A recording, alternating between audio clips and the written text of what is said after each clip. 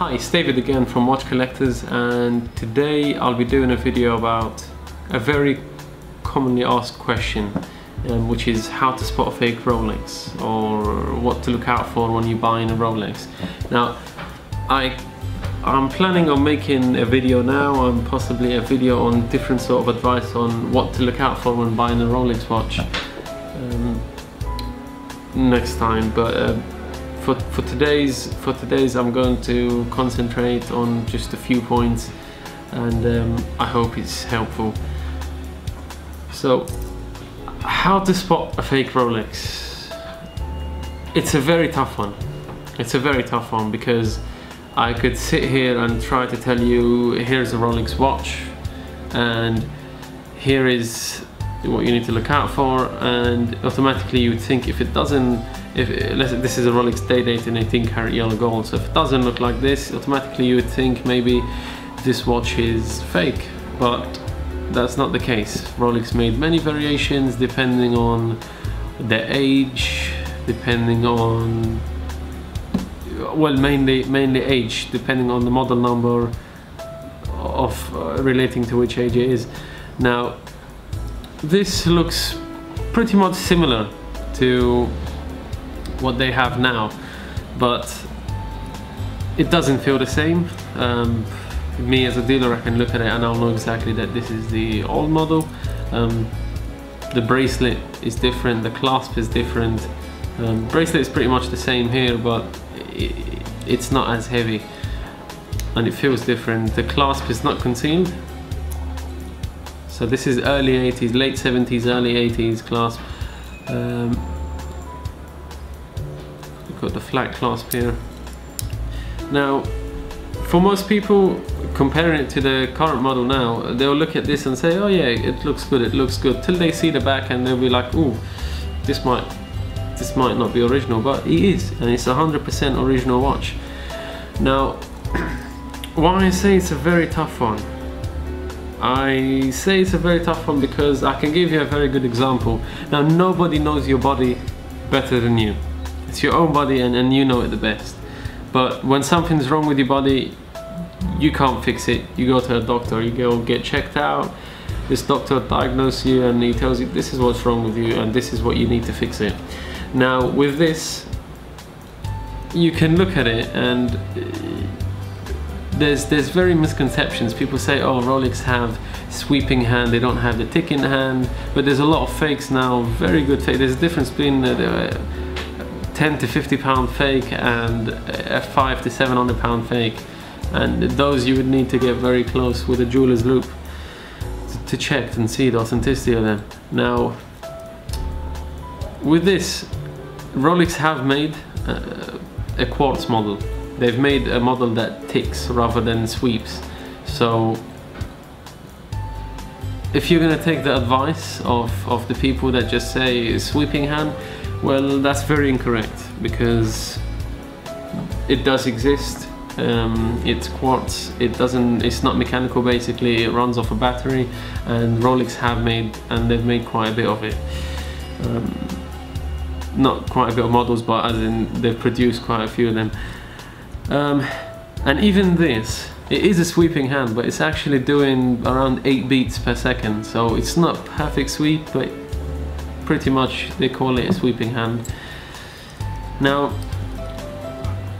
because when something's wrong with you, when you're feeling unwell, you go to a doctor and you trust that doctor to diagnose you and to tell you what's wrong with your body. Now, in the same concept, when you go to this doctor, you choose which doctor to go to depending on their reputation. So you can't judge his work without knowing if you know that this is a bad clinic, you just won't go there. And if you've heard a lot of good stuff, if you've been recommended, and that's when you would go. Now, same thing with watch dealers. The question really should be how to spot a fake Rolex watch dealer rather than a watch, and that would save you a lot of money. Rather than paying for a watch and waiting to receive it and then checking authenticity of it, it's quite easy to check well, relatively, it's quite easy to check if this is a genuine seller, if this is a seller, the type of seller, whether if there's a problem, they can deal with it professionally, they will give you your money back, everything should be fine. Now, the way I would go on about, like, my best advice on how to check if this is a reputable seller or not, is really, first thing, feedback.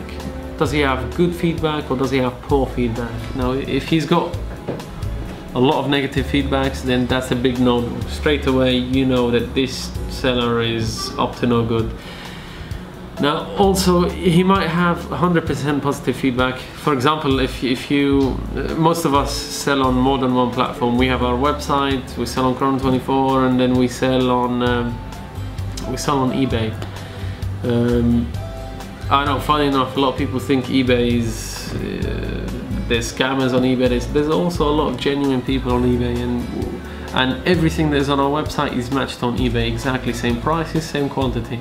So the nice thing with eBay is that you can actually get to read people's feedback. So we're, in case of our store, watchcollectors.co.uk, that's our website, and we have a shop on eBay, and we have over 1,000 positive feedbacks on there, and it's all 100% positive, and we're top rated sellers on there.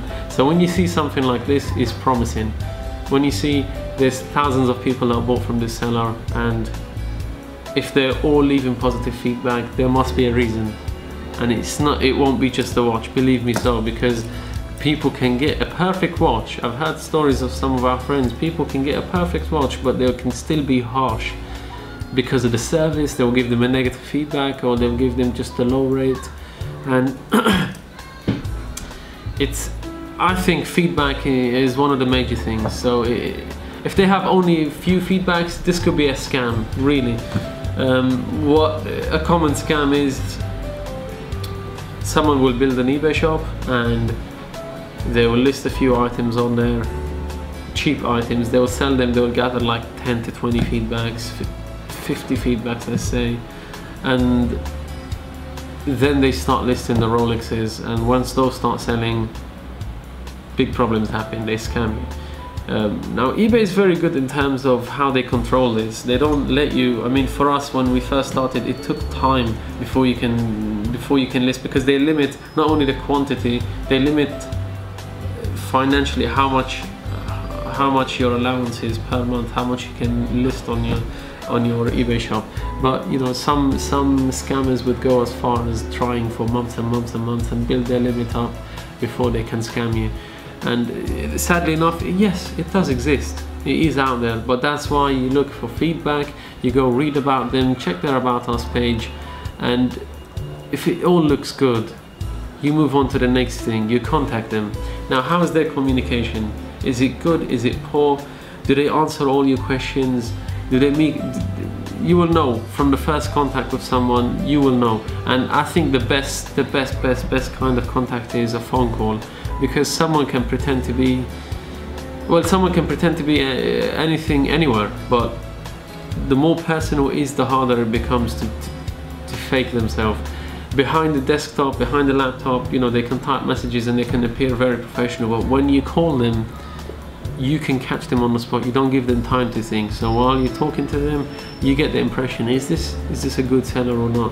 What are they offering you? Are they offering you only, I need cash, or bank transfer only, or are they being flexible, saying, hey, we accept cash, we accept bank transfer, we also accept card, PayPal, and they give you many options. Now, you also have to remember that this seller needs to protect themselves. So if you're asking for a method of payment that they're worried about as well, they can say no, but they need to justify why are they saying no to that method of payment. Now, another thing is, and I think that's a very easy one, if the price is too good to be true, it definitely is not true. It's simple as, if it's too good to be true, it's not true. I've seen a video of somebody receiving an empty parcel. They ordered a Rolex Submariner, the anniversary, so the black dial with the green bezel, and they own one, and they paid the right money for the first one, and you know, they bought it from a genuine seller. But then they saw one for very cheap, nearly less than half the price of what he paid before, and he said, hey, maybe this guy is dumb, maybe he doesn't know what he's doing, and he's just underselling his watch, so let me buy it. He bought it, and did he receive a watch? No, he received just a box with bubble wrap inside, and he got scammed basically. But this is why, if it's too good to be true, it probably isn't. What I would recommend is, again, if you see a watch that is too cheap, what I'd recommend is just get the model number, Google it, or search it again on eBay, or just Google it, see what people have it on their websites, and what you will understand is you will get an average price. You will see, like, people are not going to be exactly the same. It's going to be £150 plus minus, some people even £300–400 plus minus. There are people expensive, people that sell more reasonable. So by doing that, you will gather in your mind what is a good average price for this watch, and if he's very much cheaper than the average price, then it probably is not. It's probably just too good to be true. And if you buy from this guy, it's not going to be. You're going to be scammed. Now, I know I'm talking about scams, but it is safe to buy online. Now, if you buy by card, it is very safe. If you buy by PayPal, it is very safe. And if you buy from a very reputable company, a lot of feedback, it's probably safe to pay them in any sort of way whatsoever. Whether it's bank transfer or cash or card, whatever, it's safe in every way. Now, why do I say even now? Don't take my word for it and just try to start buying from anybody without thinking about it. But it is very safe to pay with PayPal, because PayPal do protect you. Card companies, Visa, MasterCard, they also do protect you as a buyer, but they also protect us as sellers. So they look at our reputation, they look at the facts on the table. So we've sent this watch, we're genuine sellers, we got paid this money, we sent this watch, here's a proof of postage, everything, and we can justify everything. They also protect us, so it's safe for both ways. Now, what I'm trying to promote here is that yes, it is very safe to buy online, but rather than going through a big hassle and having to get the police involved, speaking to PayPal, speaking to your credit card company and telling them I got scammed, avoid it in the first place.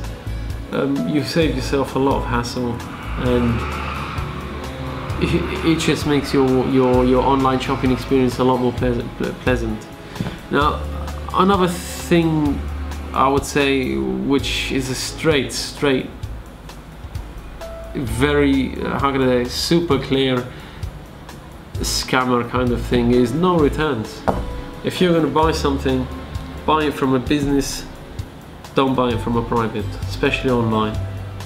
Make sure you know exactly how they run. Make sure you know your rights. In the UK especially, every customer, if you buy something online, you're allowed a minimum of 14 days. 14 days, that's 2 weeks for you to decide whether you want to keep this item or not, and you shouldn't have to provide a reason. All you need to do is, if you received it in this condition, you return it again in the same condition that you received it in. If you received it in perfect condition, return it exactly the same. And if you buy an unworn watch, make sure all the seals stay on it, everything, and make sure you don't wear it, because you bought it as unworn. You need to be fair to the seller and return it as unworn. Otherwise, a lot of sellers state in their description that if you wear the watch and remove the seals, well, not if you wear the watch, but as in if it looks like, if it doesn't come back in the same condition, you remove the seals that are on the watch and everything, they will deduct money, because you have just reduced the value of their item by making it seem secondhand. It's no longer unworn, you've removed the seals off it. So you also have to be very, how can I say, it's a back and forth thing. It's a give and take. So you have to be very, just like the seller needs to be fair to you and give you returns, 14 days returns, you need to be very fair by returning it in exactly the same condition he sent you in. Now, if a seller is not willing to return your item, there's always a lot of things you can do. There's ways you can get, I mean, you can get, whether it's eBay, PayPal, credit card company, you can get a lot of them people involved, and eventually it will be sorted out. But why go through that hassle when you just can ask in the first place and get it in writing, or if they don't have it on their listing, that do I have 14 days to return this item if I don't like it? And with us, we give 14 days, no question asked, money back guarantee. If you're not happy with the item, you don't even have to provide a reason. Just let me know that you're returning this watch so I know to expect it. As soon as I receive it, I check everything is okay, and like I sent it, we do a full refund. It's just how we are, and that's how every seller should be. And and I think this is like the absolute least a seller can do for you. If you're going to invest thousands into their bank account, they need to give you, so how can I say, special watch deserves a special service. Last thing I would say, well, in this video at least, last tip I would say, how to spot a fake, or not necessarily fake, but just a very dodgy seller that you're going to have a lot of hassle with, is not being clear in their answers or not being clear in their description. If the description is sometimes vague, or if it's not clear, or if there's a mistake in the description, it happens to the best of us. And you know, we have over 250 watches. It is very possible that on one of them, on one of the listings, yeah, we might have made a mistake. We try our best not to, but if there is, you know, it is understandable. We're human at the end of the day. But how do they correct the mistake? When you contact this person saying, you know, it's not very clear what your description is saying, or it doesn't go very well with your pictures, now they should give you a very clear answer. They should be able to tell you, sorry for the confusion, this is this and this is that, it's a white dial. So they should be able to clarify what you are getting. And then the thing that you should look out for the most, after you've made this clear to them, did they go and change the description and make it clearer for other people not to have the same problem?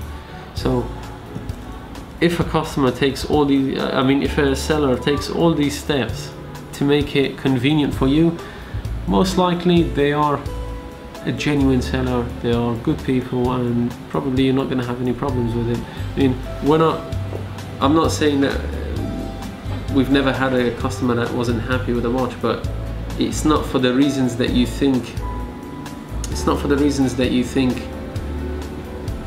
it is, like, oh, they received a damaged watch or anything. No, it's more like maybe they ordered a watch that thought is right for them, and maybe it just doesn't look the best on their wrist, and they want to swap it, or they want to return it and think again and buy a different model. And it's all about how you deal with the issue. It's how you deal with the problem, not whether there was a problem in the first place or not. Sellers, you have to be fair to them, because problems happen, mistakes happen. You know, we're all humans here, and mistakes happen, but it's how you deal with the issue. So for example, a customer receives a watch, and there is a mark on the watch that they're not happy with or anything. Now, is this seller willing to say, hey, please send it back to us, we'll pay for the postage, it's our mistake, we'll take care of that and send it back to you, or if you want we can give you a full refund, or if you want we can give you a partial refund for inconvenience? It really depends. You see, it depends on the situation, it depends what the fault was. But always, if it's the seller's fault, the seller should apologize, and they should offer some sort of compensation, just for the sake of it, and for the sake of not losing customers or damaging their reputation. Because in this business, reputation is everything, and we try our best to maintain high feedback. We try our best to keep everybody happy, and I really hope those tips help you. And I think if you can follow what I've stated, if you can follow, you know, first check their feedback. I mean, the way I'll summarize it is signs, what can I say, 5 signs of a fake Rolex seller or a very dodgy seller that's going to give you a headache is probably poor feedback, poor communication, price too good to be true, no returns, and not being clear in their answers and descriptions. So You deserve, if you're investing £7,000 into a watch like this, or if you're investing £10,000 in another watch, you deserve answers for your questions. You're putting a lot of money into it and you deserve the answers. I mean, one thing I forgot to mention, every seller, every business seller, why you should buy from a business, not a private? Because you should be able to see the watch in hand before you buy it. So if you request a personal viewing, they should be able to give you that personal viewing. So make sure they have physical presence where you can view the watch if needed. Sorry, I forgot to mention that, but I think that's a very important one. So I hope you enjoyed the video. Please subscribe and we'll see you soon. Thank you.